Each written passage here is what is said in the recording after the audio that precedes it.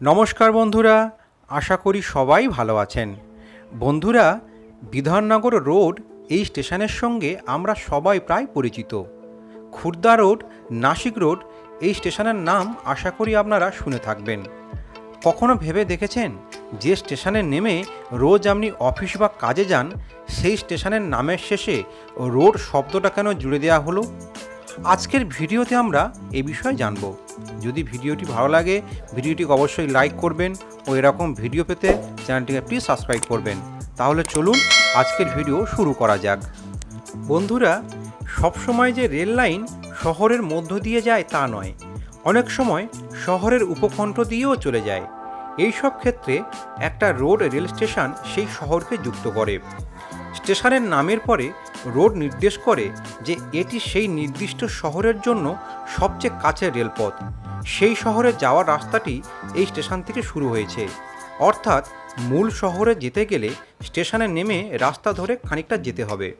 বেশ কয়েকটা উদাহরণ রয়েছে, যেমন Khurda road, Nashik road, Bidhannagar road ইত্যাদি। রোড নামের স্টেশন থেকে শহরের দূরত্ব 2 থেকে 3 কিলোমিটার থেকে 100 কিলোমিটার পর্যন্ত হতে পারে।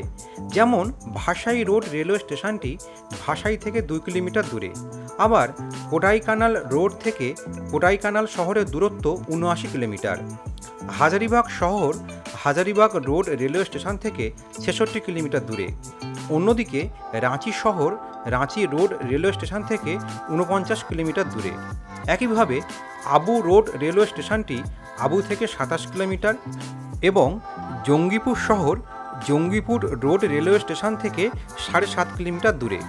তবে এই ধরনের অনেক রেল স্টেশনের আশেপাশে প্রচুর জনসংখ্যার বসতি রয়েছে, কিন্তু যখন এই রেল স্টেশনগুলো তৈরি করা হয়েছিল তখন সেখানে কেউ বাস করতো না।